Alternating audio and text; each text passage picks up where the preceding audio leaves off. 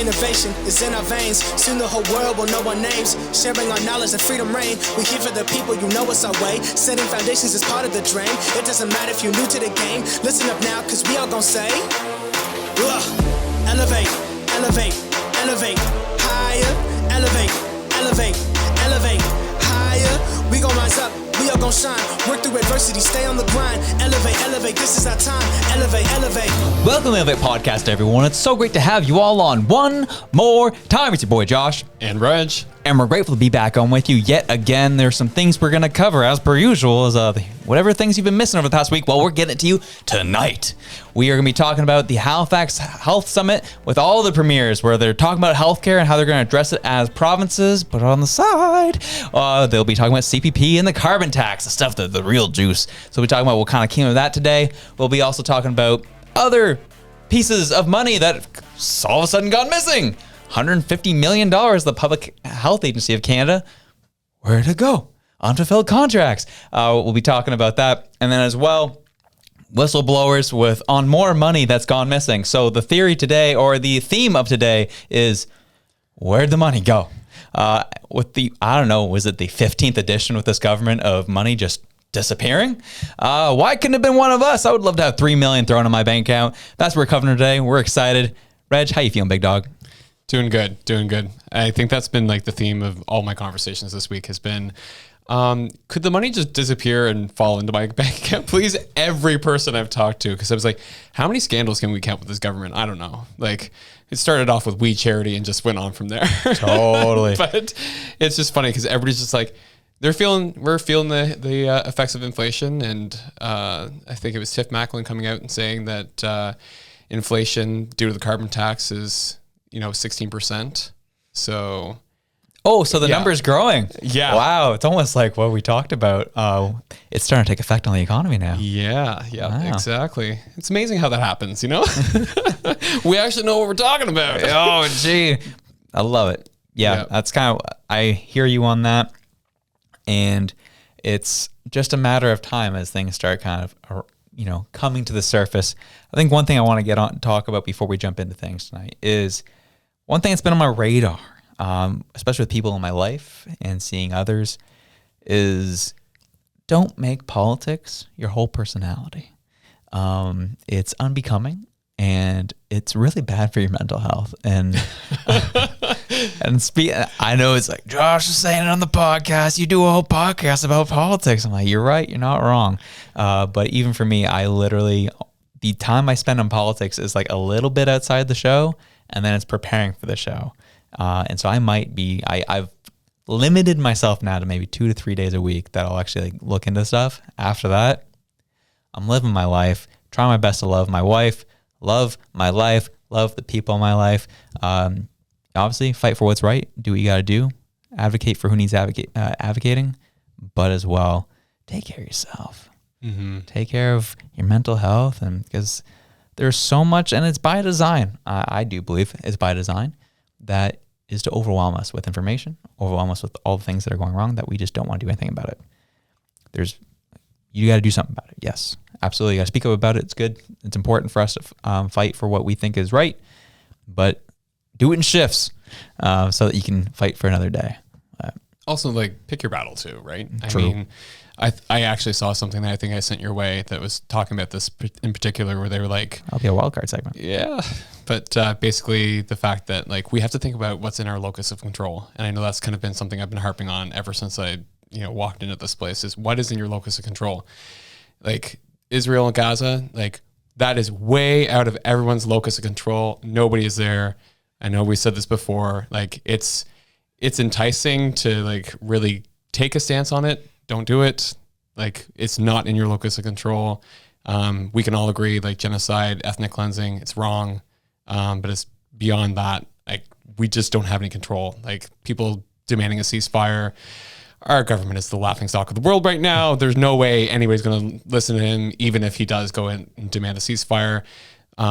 Just try and be supportive for people that who are directly affected. If you have people who have relatives that are there, or family or friends, or have interacted with people that are currently in that situation on both sides, be as supportive as you can. And also, we're seeing across across North America, people who are Jewish or Arab, like being attacked by others just because of what's going on over there.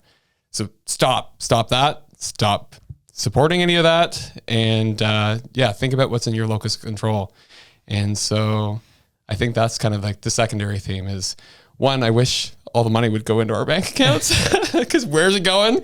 And I think that's within our locus of control. So absolutely, I don't disagree at all. And I think I can speak to my experience in my lifetime. I'm not going to fall into this, the trap that was set for us back in 2001, to fear those who look different than us, those who believe things that are different than us. Sure, there's things that need to be called out. Am I concerned by groups and groups of people across the country and in the States who are just advocating for whatever side of this that are conflict? And like, that's concerning me. Like in our country, there's people just like advocating for death of the other side. And this is something I was talking to a friend about, where, the typical, everyday Canadian who, has some generations here, been here, haven't really left all that much, you don't understand the level of hatred these two sides have for each other. Like, this is a hatred we will never know. We'll never understand. And now that it's like we have people in our country who are advocating for these things to happen, as you said, people who are Arab, people who are Jewish, all being attacked simply because of what they look like or how they, or what religion they are a part of, that's happening. And I'm not a fan of it. Don't want it to happen. Don't agree with it. And I will always fight for just peace at the end of the day. People to be heard. Just love my neighbor. That's what I'm doing. Mm-hmm. And but yeah, I'm overall concerned in general with what I'm seeing. But before we get into anything more, we completed our the Dartmouth Community Fridge work for October, and we are going to keep it going.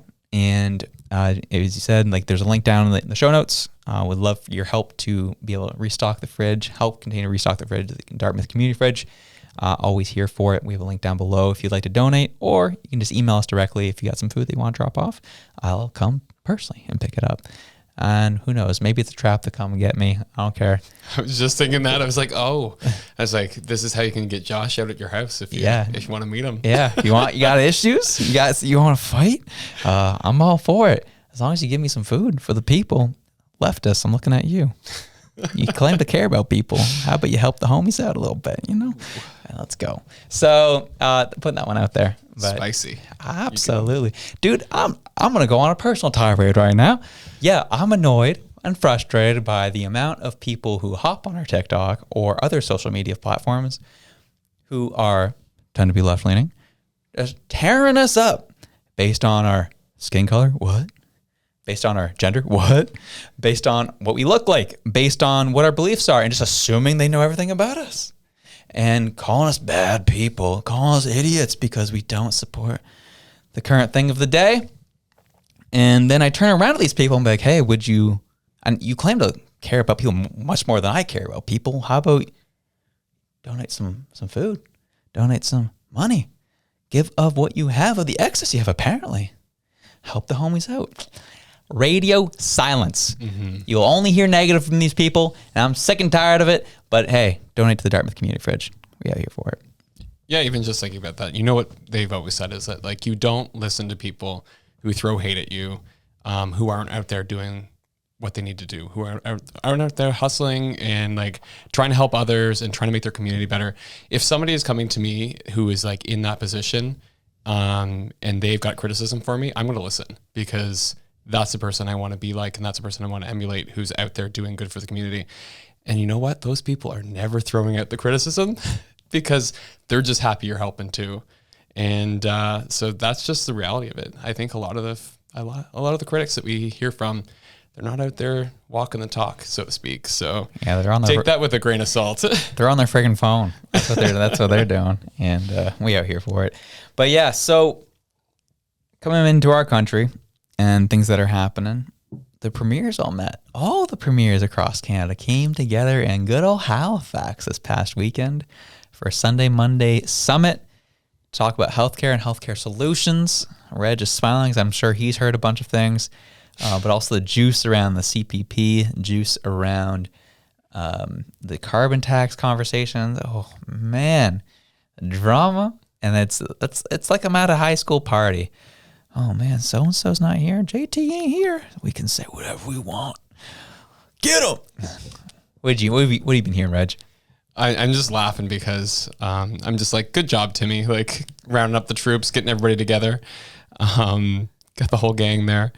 One of the things that I saw though that I thought was funny was there's an individual that I follow on X. I was going to say Twitter, but it's X now. Former Twitter.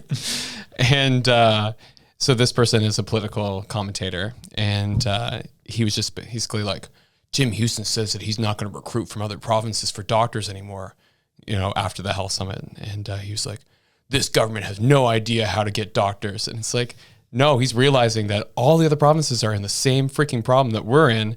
Why are we trying to scavenge from the other provinces? Why don't we actually, maybe look at training and cross-training and, bringing in doctors from other countries that have high medical standards so we can bring them into where they need to be, and maybe actually putting a healthcare system together that is more cohesive rather than combative.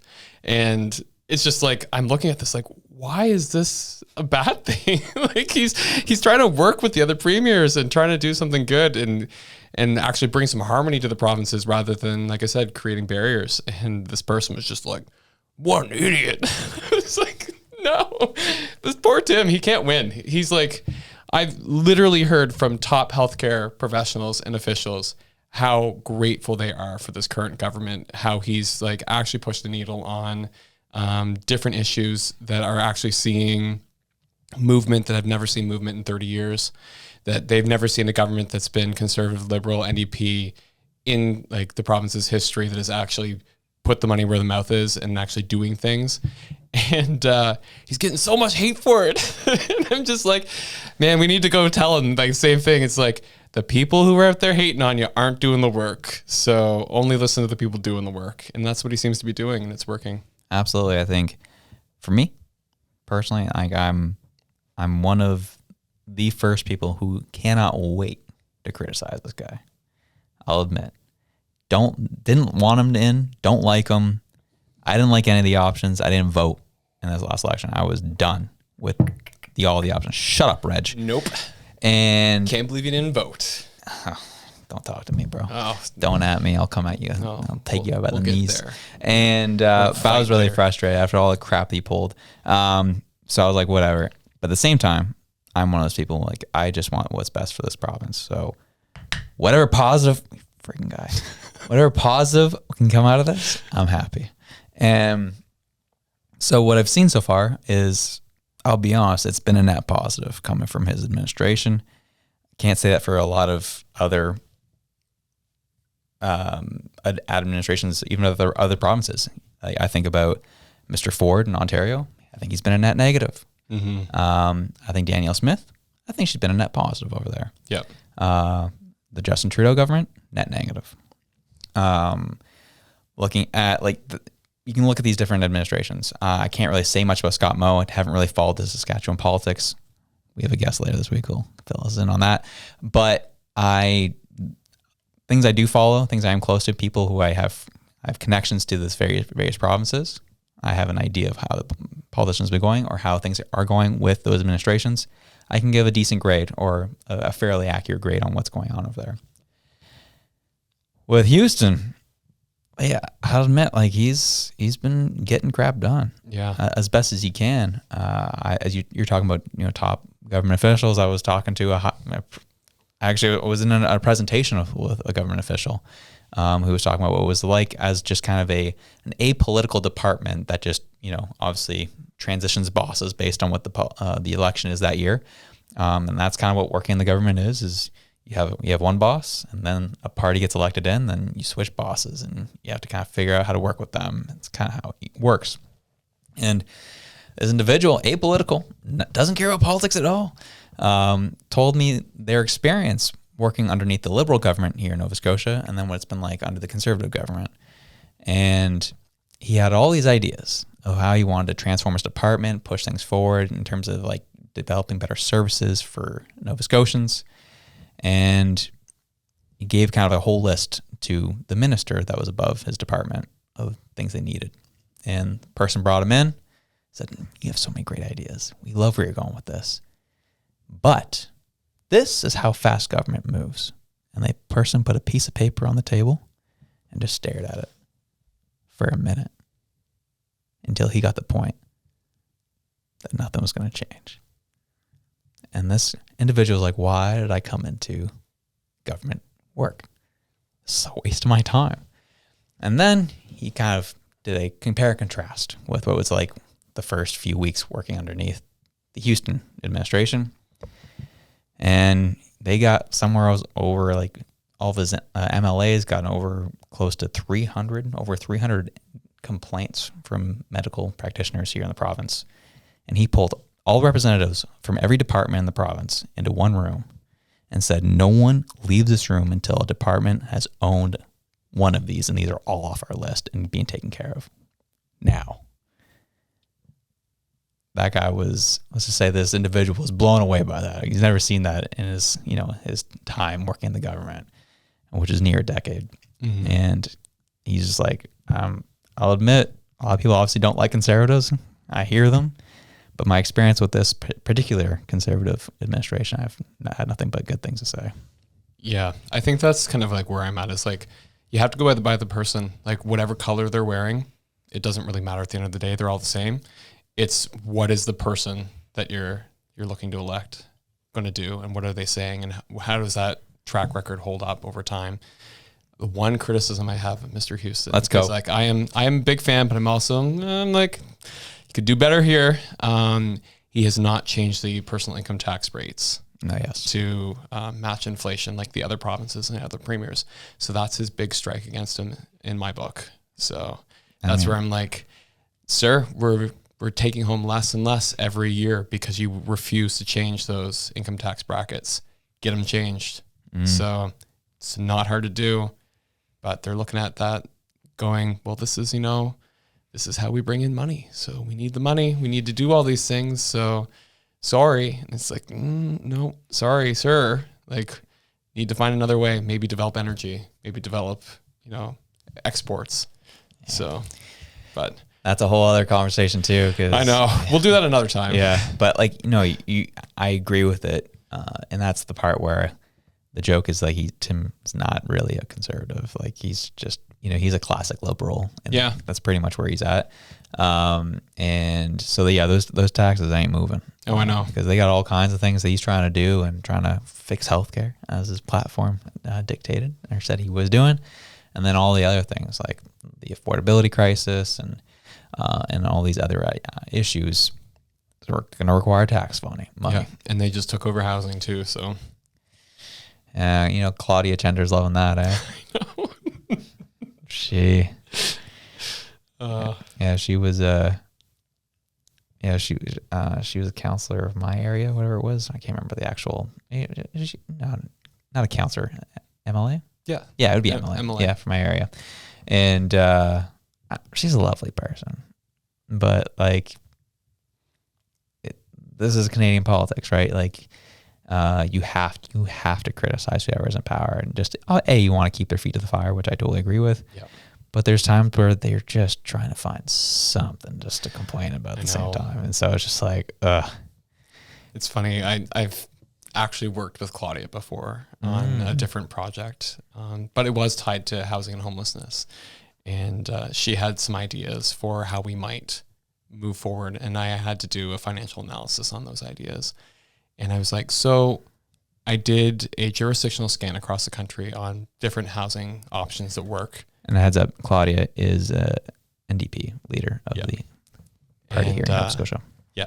And so this was years ago. And I was like, and your idea that you're putting forward, unfortunately, it's just not feasible. Like, it's just not financially feasible. It doesn't make good economic sense. It's not good. But here's these other options. XYZ, this is how much it would cost. Was very upset, left the meeting, and yeah, I hadn't talked to her ever since that. Gee. Yeah. So I was like, ooh, I'm not getting a good review. Because I basically was like, yeah, this doesn't add up. The math isn't mathing. I'm sorry. It was an affordable housing initiative? Yeah. Gotcha. So it was looking at ways to create deep affordability in the housing market. So yeah, just basically one of the ideas that was floated was, to create a trust that would be invested, and then you'd use the investments to develop housing year over year. And which sounds really good. She was basing it off a conversation that she heard in Hamilton, where this very wealthy family had given like $200 million or something crazy like that to the city of Hamilton. And so they put it into an investment, and then have been using the returns off of that in order to do housing projects, and which is great. If you have a rich daddy warbucks that just drops 200 million in your lap, like great. But there's no government in this world that is just going to let 200 million sit in a investment fund when you could be using that to actually develop housing on the ground right at that moment. So that was kind of the issue. And so, but anyway, yeah, I'm kind of giving way too much detail here. You get yourself in trouble. I'm going to get myself in trouble. So, but yeah, it was years ago. It was a project I independently consulted on, and yeah. So, yeah. Gee. That is so racist. You got him. Oh, gee. That's crazy, dude. Oh, well, thank you for sharing that. Yeah. So basically just the idea is that sometimes your idea isn't the best idea. It's a good idea, just maybe not the best idea for the context. But you shouldn't be upset or let that upset you going forward. Yeah. Well, a lot of people the opposition leaders of, at least here in Nova Scotia, were upset with Tim Houston. They say he's a coward. Zach Churchill and Claudia both said, "You cowards. You're not bringing up big issues." Big thing was, let me pull it up here. And Nova Scotia Liberal leader Zach Churchill said he's concerned about what Alberta's decision to leave CPP would mean for other members across the country here in Nova Scotia. I hope he's talking about Houston, realizes this is actually a healthcare issue, said Churchill. If our seniors can't pay for their medications, guess what? They get sick and show up at our hospitals. I'm completely blown away that he just ignores this issue and pretends like it's not a big thing. Then, Nova Scotia NDP leader Claudia Gender said, Alberta's decision will have impacts on all Canadians, and accused Houston of avoiding the topic. It's not just something that is happening somewhere else when a province like Alberta threatens to pull out, said Gender. We expect this premier to fight for Nova Scotia, and he didn't make that clear, and that he was going to do that today, and that's concerning. What is he going to say? Like, you've got Quebec there sitting with their own QPP. Yeah. Like, why? Like, how can he deny Alberta an APP? Like, you can't. Yeah. Alberta, ceasefire. Like, stay in CPP. The big thing that I can see is the argument against Alberta is the fact that how do you track where people earn their money and then where they retire? Because we see a lot what happens is that people travel to Alberta, work their working years in Alberta, paying big tax money. Then they come back to the East Coast, back to the West Coast, and they retire in their hometowns where they came from. And so they're not contributing to the economy when they're in those golden years. They did when they were in Alberta, and so they were paying into CPP when they were working in Alberta, but now they've come back to, the motherland to retire. And then they use our services. And we know that we have an older population for that reason. One, that should be a problem where we look at it and go, okay, how do we stop the outflow, the brain drain? How are we losing talent? Why are we losing talent? That's a whole other issue. We'll deal with that on another day. But it stands to reason. Like, you can't just say, okay, you paid this many years into CPP and now retired elsewhere. You don't get Canada pension. It's a mess. So I think Tim is probably wise to go, I'm going to put my time and energy into what's in my locus of control. And it's not Alberta flirting with the idea of leaving CPP, because I think it's just a flirt. I think it's a threat to the Trudeau government is what it is. I don't think that there's anything substantive behind it. Maybe I'm wrong. Maybe they'll get enough people that will call for it. But even the referendum that they were talking about was like a referendum to investigate the possibility of Alberta leaving. It wasn't even like, this is a referendum if Alberta's going to leave tomorrow. It's like, the possibility to maybe think about investigating leaving. It was like the most non-committal thing I've ever heard of. And I was like, oh, this is actually not that huge a deal, but we're making it into a huge deal. Yeah, and even so, if they were to do something like that, I just don't think there's enough time between now and the next election. God, no. For anything, as you said, of a substance to happen. But there was some interesting conversation to be had around that CPP issue, right? Where you had obviously the federal government that said this is un-Canadian to threaten such a thing. And then you kind of have Claudia here kind of hinting at something similar in her comments as well. And I generally get frustrated by it because the reason why Alberta's in the spot they are is because they can back it up. Mm-hmm. Nova Scotia, do something so that you don't have to be reliant on other provinces to get by. Develop your energy. Surprise, surprise, right? And I get like there's obviously been a lot of politics around that too and trying to get things up and going here. Yeah. But yeah, like that should be a focus where, you know, what we've talked about in the show time and time again, something I believe in myself is doing your best to not have to be monetarily reliant on other people, develop multiple streams of income, and it's not, make sure it's not coming just from one source. Make sure it's all diverse and make sure you're adding something of value so that you can kind of keep those streams coming in. Yeah. Nova Scotia needs to do the same thing. And because if Alberta just pulls a CPP and it's like, oh, we're going to lose, our seniors get screwed over because Alberta adds so much to that program. They pull out, there's going to be some serious pension issues across the country. And I get why it's a threat.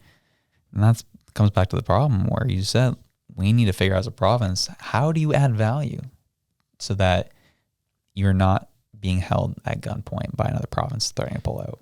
Or by a federal government, because that's the other thing too, is that if we are able to develop income sources that are beyond tourism, because that's the big thing that I think is like tourism should not be the foundation of your economy. That should be the icing on the cake. Yeah.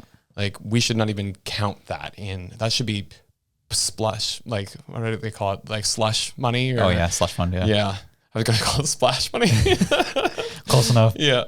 But yeah, that should not even be counted. I think that you need to actually have like foundational things as your economy backbone, because like what are the things that are always in demand?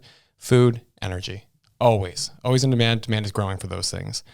But yeah, I think that right now, like I know that our premier has actually hit some pushback from the federal government on developing energy sources like offshore wind, tidal, different things that he's tried to put forward that have just been completely kiboshed because waters are a federal jurisdiction and the federal government is a liberal government, a vindictive liberal government, and then you have a provincial government right now that's conservative. So I can see how that's a pain point and tension point.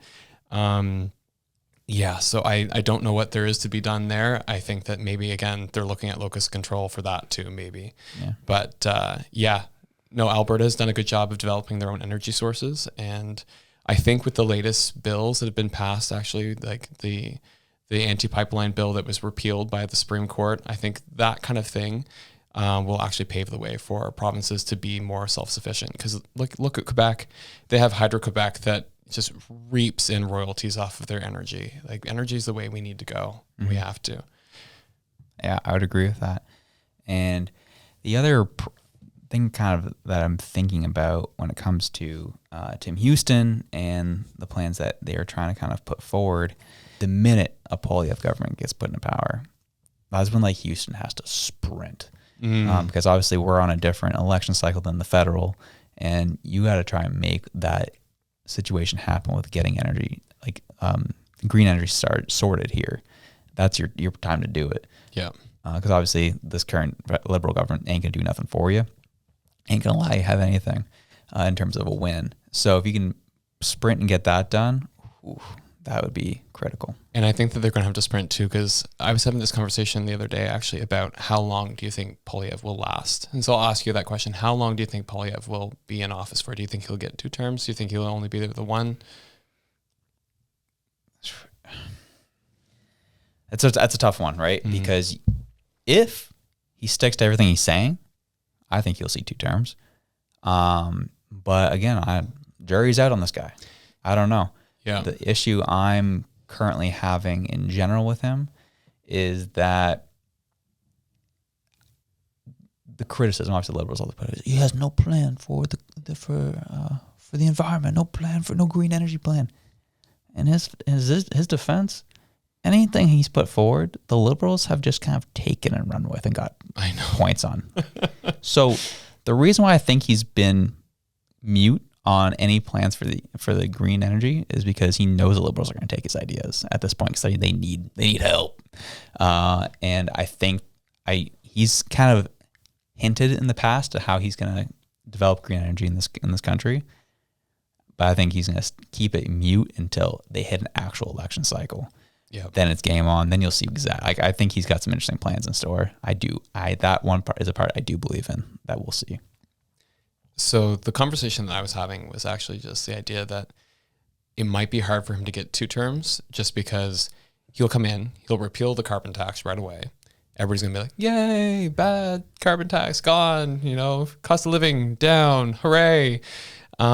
Inflation down, hooray, which might actually create like some really good things happening in the country. But then after 2 years of everybody being used to no carbon tax, it's going to be like, okay, well, this is the next play going to have to be. And I was like, this is where he has to do what he was saying about defunding CBC, maybe cleaning up some different departments that are overspending or losing money, apparently, because that's a thing. And not even losing money by, making bad trades or things, just misplacing it. Yeah. Like, how does that happen? Oh, just $1 billion over here, 150 million here. What, we'll just get a nap. It's fine.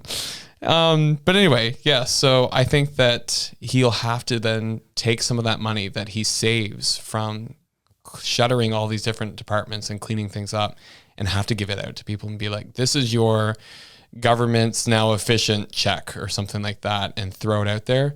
Because we as Canadians, we love ourselves a free little benefit. And so I think he's going to have to basically pay Canadians.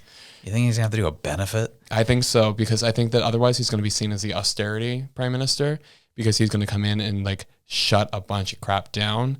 And the media, especially if they lose their funding, every story will be a negative one. And so he's going to have something to kind of, make him look good for the rest of the population, because I think that the bulk majority of people they won't see this as temporary pain for long-term gain. They'll just see this as immediate pain, get rid of the pain. And so I think that that's what he's going to be dealing with, because he's got a Canada that's coming to him that's on fire. It's on fire culturally. It's on fire financially. Literally, the woods have been on fire this year more than ever.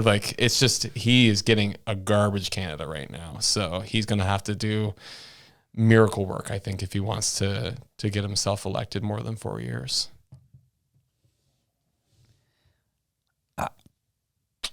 I don't know.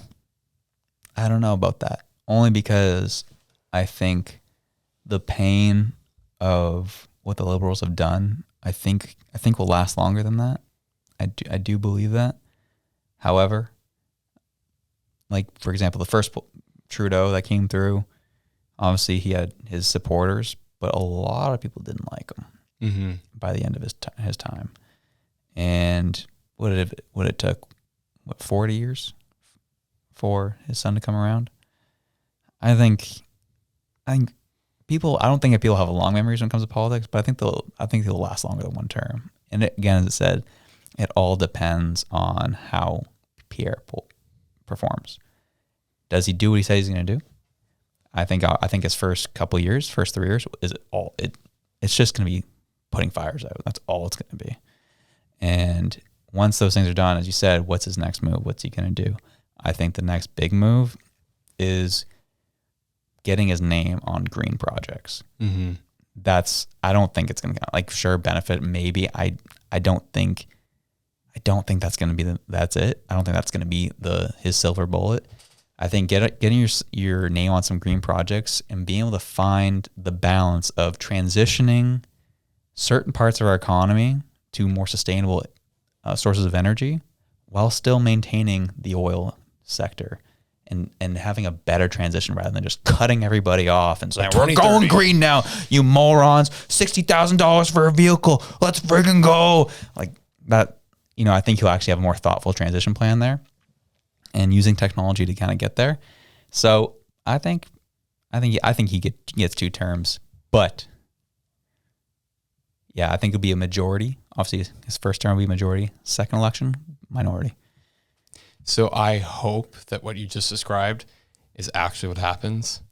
But like I said, I think it's going to be really, really challenging and difficult. Like I said, given the state that the country is in right now, to even do that. And yeah, I hope that he takes that route, because I'd so much rather see investments go into green energy projects rather than money just handed out to people to do what they will with.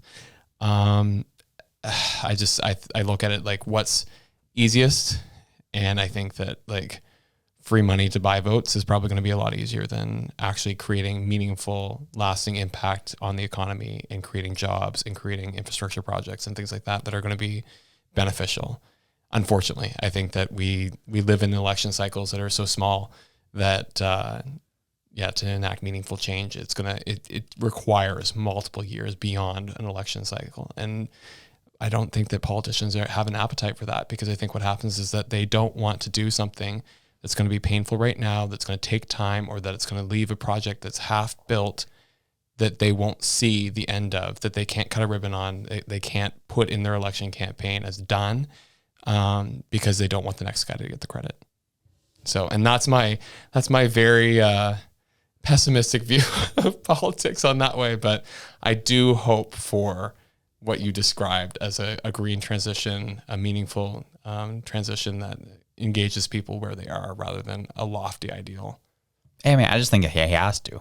That's just the reality. Like that's the Liberals' whole talking point now. They don't have a plan, which is code for they won't tell us their plan so we can put it in. But like, I think he'll have to come true on that. Mm-hmm. If he doesn't do anything with green, he's toast. Yeah, absolutely toast. So let's talk about missing money. Yeah, speaking of missing money though, National Post story: Canada's public health agency lost $150 million on an unfulfilled contract last year, and won't say why. What the? Do you know what my guess is? What is it? So my guess is, when I read this, I was just like, how much you want to bet this is all the COVID supplies that we had ordered from China that never came? Because remember, they had ordered so many vaccines and so many masks and so much PPE, and they're like, don't worry, it's coming. And all of a sudden, it never came. And everybody's like, where's it at? And they're like, oh, there's delays and contract errors and blah, blah, blah, blah. And all those vaccines and things that were supposed to come never came. Nothing showed up. We paid it for it. It never came. How much you want to bet it's that? So it was one of those situations where I think I remember this correctly. It was delay. Oh, Russia invades Ukraine. Everyone forgets about this, and you think this was the empty contract. I think that, because they say it's a single contract of $150 million unfulfilled. Yeah, and where it's Health Canada too. And at the time that it came out, I 100% believe that it's the vaccines that we purchased, and at that price tag too, that would make sense for that. I think it's those vaccines that we purchased that never showed up, and that we had to then like run to Pfizer and Moderna and go, can you actually increase our order by like hundreds of thousands, please? We seem to not have the order that we were promised before. And also, we need all these manufacturers to start creating PPE because we're not getting that either. So that's where I think the money went. That's an interesting perspective, and I think you could be onto something here. It says on October 24th, the National Post contacted Health Canada with several questions about the loss, including who the vendor was, what the contract was for, and when PHAC discovered the contract would never be fulfilled and why. The following day, Health Canada spokesperson Anne Genier said it couldn't share any details whatsoever Redact. Due to confidentiality agreement with the contractor, specific details of the contract, including the vendor name and financial information, cannot be disclosed. Confidentiality agreement. I wish I could run one of those when I work with the government. That'd be nice. This newspaper followed up with questions about details of the contract other than the vendor's name, such as what the deal was for, why it fell through. It also questioned why confidentiality clauses would still apply if the contract was unfulfilled and if the government was doing anything to recover the $150 million. Days later, another Health Canada spokesperson said that disclosing any information, even after the contract was terminated, could expose the government to lawsuits. You know who the lawsuit should come from? The Canadian people. Yeah. Like, screw the vendor. Like, they've already screwed us for $150 million. Yeah. That's where the lawsuits would come from. It'd come from the RCMP. That's who, Isn't that how contracts are supposed to work? Like, as soon as one party doesn't fulfill their end of the contract, then the contract's then void and it's fair game. Exactly. Cover-ups again, baby. Oh, I know. Remember when we were talking about how they had the Nazi issue after the India issue, and I was like, oh, what's the next thing? Now it's the Health Canada scandal, the ArriveCan app scandal. It's like they're building off of each other, and I'm just like, I want this to stop now. Like, it's just so many tax dollars, and I'm just like looking at my paycheck going, so much of this is going to this crap, and it hurts. Yeah. And how much more of this can we take? I mean, one of these days, I'm going to spend time, go through all these different moments when money goes missing, and I'm going to total all that money, and I'm curious how much per taxpayer this has cost us of just unaccounted for cash. Yeah. Just poof, gone. Yeah. They're magicians, baby. Yeah. Oh, baby. Book them for your kid's birthday party. Here we go. Yeah, we'll make your tax dollars disappear. Hey, we'll to see it. Yeah, so almost every department at this point is involved in something kind of crazy of missing money. Where does it end? Where gets to the point where people have had enough? I think we're seeing the majority of people are having enough based on what the polls are saying, even though if you can trust polls. A lot of polls are saying that, in seats, the Conservatives are pulling away a heavy amount to the point where there's a lot of conversation on if Trudeau's going to even, he's just going to get ousted from the party, period, because people can't do this anymore, or a lot of the MPs can't handle this anymore. And we'll talk about this on a later episode later this week. But one of the most incompetent governments, and it's almost like I almost feel like people are starting to just grow a blind spot for this stuff now, where it's like, oh yeah, they did that again. Yeah, that's normal. I don't know, but my thought is that I kind of look at it like, the idea of what we talked about before about don't criticize if you're not going to take action kind of thing. And I just think that I feel like there's no action to be taken right now, aside from protesting in the streets. And we saw how that worked out for the truckers. So that was kind of the first beat down of the Canadian public when they pulled out the Emergency Measures Act and froze people's bank accounts, and just, they were like, you're unhappy with us? Too bad. We're going to stick it to you even harder. And I think that people are suffering right now. And I think that they're looking at this going, I don't have any recourse. There's no accountability measure for me. I talked to my government official. They can't do anything. We saw it today when we saw the carbon tax debacle over heating oil. You know what I mean? My biggest thing with that was that the Liberal MP from Newfoundland that I was giving shout outs to before stood there and voted against expanding carbon tax relief for heating oil and heating services for the rest of Canadians. I was like, that's pretty slimy. It's like, oh, this is good enough for me, but not good enough for the rest of you. I don't think that's what happened, though. Yeah. What really happened? Someone called it out, which I thought was interesting. Was that whole debacle happens, he votes against, the one standout against the carbon tax. And then he definitely got a talking to. Yeah. He got disciplined. Because when Trudeau was announcing this whole thing with the carbon tax relief on oil heating, who was the one MP that wasn't behind him when he gave that announcement? Buddy from Newfoundland. And so I think he got scared, and he's just like, all right, I'm on lockstep now. can't afford another mess up. Yeah. I think that's what happened. I still think that it's just frustrating as all hell to be like, this is my moral high ground. This is where I'm going to stand. And then to not continue to follow through. It's just like, I do agree. I think that he totally got us talking to about that. How could you not? Like, conservative media ate it up. Yeah, like, they loved it. They worshipped it. They played it nonstop over Us included. Yeah, exactly. And so, to go against your party like that. But then, like I said, to not follow through with it, like, shows like a lapse in integrity in that moment, I think, because I think that he did what was right the first time, but then just didn't follow through the rest of the way because got scared, turned around. You know? Yeah, a lot of scared people in that party right now, right? And it's really interesting because the argument back to people like us is like, well, what would you do if your job was on the line? Mm-hmm. And my response to that is, tell that to the 10% unemployment right now in this country.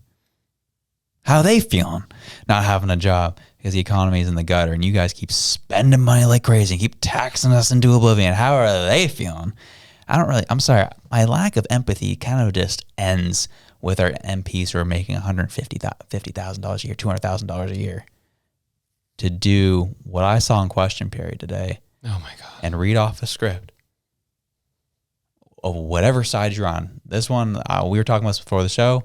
Don't care what, I just hate this part of politics, period, where you have to keep saying the same thing over and over and over again until it becomes true for the viewer. And both the liberals are doing it and the conservatives are doing it. And it drives me nuts. There's a lack of personality, a lack of individuality in politics. And I'm like, someone just, let's freaking go here. Yeah. See, I thought the same thing too when I was watching it. The conservative members that were just like, they're like, and can you tell Canadians that blah, blah, blah, blah, blah, and will he answer to this? And like, it was almost like they were trying to get, like, the first one was almost like a gotcha, but then they started all saying exactly the same thing word for word over and over and over again as a gotcha. And it was just like, oh my God. I counted 5 times. Yeah. I lost count. I was just like, I can't believe this is being said again. And then the hooping and hollering and everything like that. And then the House Speaker is like muting their mics to try and get them to shut up. And I was like, I agree with you, House Speaker. Like, this is annoying. Like, why? And it's funny because like I actually had a really dumb moment today where I realized that the party whip is actually like not just a term that's used for the person who keeps everybody in line. That's actually a role. I didn't realize that was a known role was party whip. I thought that was just kind of like custom and convention. Like, right. You know, like, oh, this person's like kind of responsible to keep everybody in line, but it's not actually a term. I didn't realize it was an actual position until today. And it was just like, wow. Put me in that role. I want that role. I want to be the whip, get people fired up, freaking go. Tell them, shut up. You're going to look like a moron right now. But yeah, it was like, I wish I could remember exactly clearly the messaging is. The general messaging was, what will you do? You know, there was the Cole's notes of it was, this Liberal MP said, if you voted Liberal, then you would be getting, you know, a discount on your heating oil. Well, this member then, you know, speak to the Canadians of my riding, of why they're not getting a discount. Yeah. And that was kind of the whole. That was the big thing. It was like the repeating of and then a Liberal member stood up and said that if they voted more Liberal members in, you know, and it was just like, oh yeah, you said that the last time for the last dude. We get it by now. Like, yeah, all it is shut is up. Swapping in and out the riding name is really what it was. Exactly. Right? Yeah. Copy paste. It's like, we're not here for it. Like, stop, guys. Let's actually ask another question. Yeah. That's taking up some time. And then the end of it where they're all like going off about Buddy who may or may not have given the finger. I was just like, really? We're spending half an hour on this? Like, why am I paying for this? Yeah. Seriously, give him money back, man. I don't care how much per MP an hour we just wasted, or at least by the half hour, I guess, on that one in particular. Yeah. Quite a bit of cash. Yep. But, you know, that's how it all goes. And we're just going to jump here to another whistleblower. Another situation. Whistleblowers secretly recorded civil servant slamming outright incompetence at Federal Green Fund. So this is the Sustainable Development Technology Canada, which is an organization or a department within the Canadian government that's been around since 2001. And what's been kind of understood about this department is the board has been suspect over the past few years of like what they do with funds and their lack of transparency around projects. And then there's some whistleblowers that came forward and recorded some conversations. So back in late August, the whistleblowers who had filed a complaint against the SDTC still hoped for management overhaul and the launch of a full-fledged investigation. In their complaint filed early in the last year, they alleged a series of conflicts of interest and a number of potential cases of mismanagement of public funds at the foundation that subsidizes Canada's clean tech sector. In one of many taped conversations, McConaughey fueled their hopes, saying there was a consensus in the federal bureaucracy at the SDTC's management team was on the outs. It's unlikely that certain members of the board or the entire board and executives are going to be able to continue to serve. Like they've kind of lost the confidence. So really the discussion will be around the mechanisms of getting them out, he said in late August. Gee, money just keeps disappearing, dog. Poof. Yeah. How much was this one again? This is a $1 billion green fund. Yeah. That just, we're not saying $1 billion went missing. It's just like, mismanaged. Like just contracts being awarded, money moving that there really was a lack of oversight on. Mm-hmm. Maybe they hired some of those people from the ArriveCan app that, that guy with his 2-person company. I don't know. Did you see that interview? Classic. They're like, what do you do? And he's like, well, I manage the board and the company. And he's like, the board has 2 people. He's like, how hard is it for you to manage yourself and your partner? And he's like, so what is it that you actually do? And he's like, I told you what I do. I am this person. And he's like, that's your title. What is it that you do? And he asked him like 1 million times until eventually they were like, I'm sorry, the time is up for questions for this individual. And you just see him just like, whew. I couldn't have come fast enough. Yeah. Yeah. And again, obviously it's kind of the idea of this story is just another situation where we've covered essentially two stories tonight, and then obviously stories that branch off of these ones of just constant mismanaged money in this country. And what's the frustration? What do we do? Like what's the hurt on this? Well, obviously we're just letting you know, again, more things are happening. Maybe just to, at this point, influence what you're going to do going forward the next time there's an election. Realize that maybe virtue signaling is not enough in your government to be able to do some good things for your country. That's really all the Liberal government is now, is just we're good. We're the good guys. Trust us. Yep. Meanwhile, they're doing all the things that they claim the Conservative government would do. And that's just politics, dog. But who's going to have the least amount of corruption is really what you're voting for, unfortunately. Yeah, exactly. And like, I think I was saying this too. I don't know if it was you or another person, but just kind of like, I'm not excited about Polyev. I'm a little like cautiously optimistic where I'm like, I'm worried because this man's smart. And it's like, you mix smart with evil and then we're really screwed. At least we've got evil with incompetent right now. True. So you can see everything that's going on. Yeah, he's the only prime minister that's not able to hide his scandals one after one. But like the fact that there's so many people that I talk to in my life that are still like, oh, well, I don't know about Polyev and I'm probably going to vote Trudeau. I'm like, oh, the actual what? Like what? Like what? So I think that's why we have to keep having these conversations and dragging out every single scandal ad nauseum and just pointing at the absurdity of it all, so that I'm laughing at it now because otherwise you cry because it's just wild. But what is the most wild though is, like I said, it's just the conversations that I'm having in the background with people who are just like, still like, nope, I think I might vote Liberal. And then when you look at the polls that come out, and it's like, obviously you have the Conservatives that are like 38% in Atlantic Canada right now polling. But then you've got the Liberals that are at 17 and the NDP that are at 18. And then you've got this other undecided that's sitting at like 12 or something like that. It's like, people, why are you undecided? Like, make a decision. It's very obvious. So I can get that though, personally, in a situation where things are so polarized. mm-hmm. I don't care. Anyone who's calling me on the phone or asking me anything online, like, I understand why people would be like, I'm not saying nothing to you. You know, I can see why that would be an increasing number of undecided. Yeah. And maybe they're worried too that their bank accounts will get frozen if they say the wrong answer. So who knows? But it's concerning just anecdotally, the amount of people that I've talked to.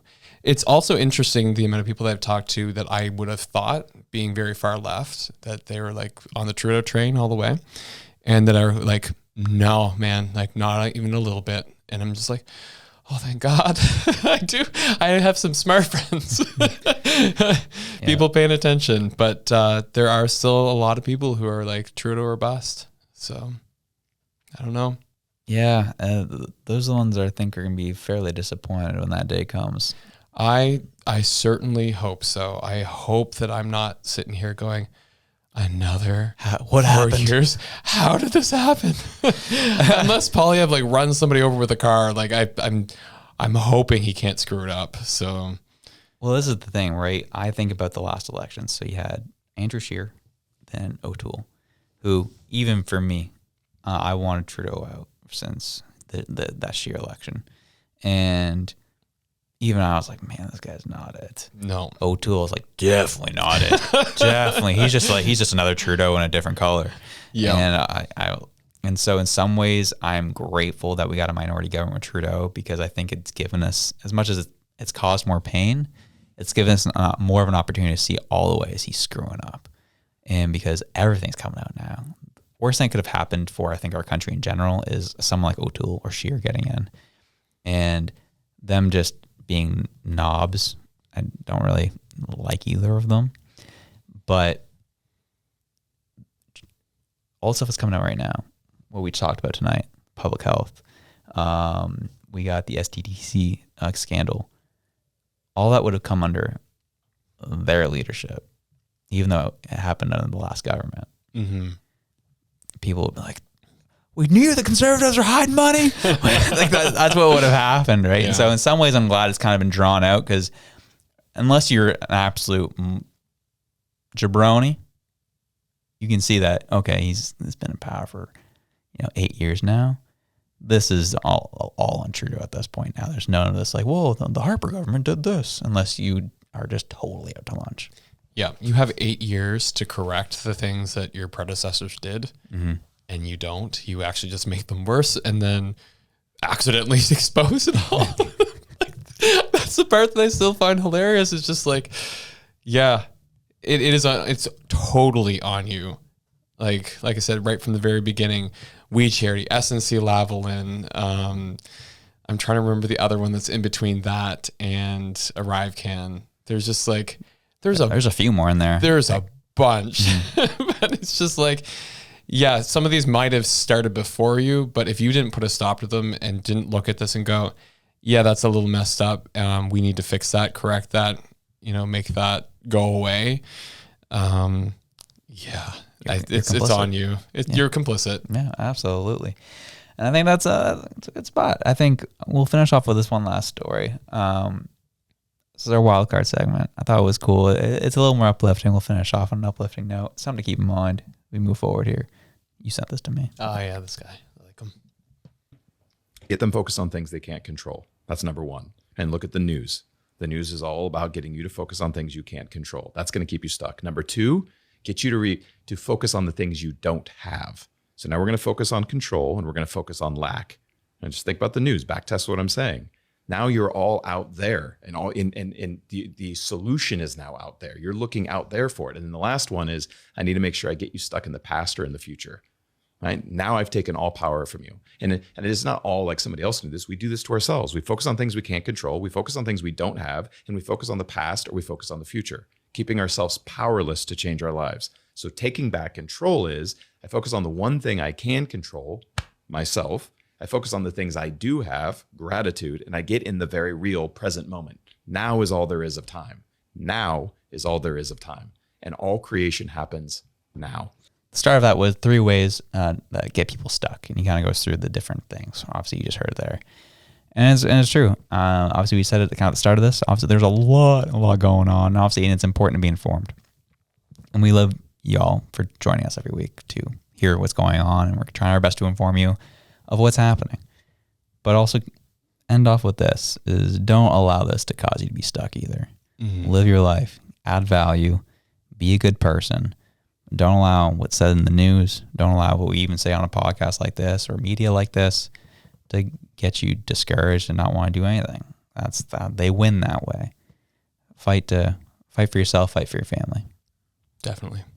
Oh, we love to see it, dog. Here we go.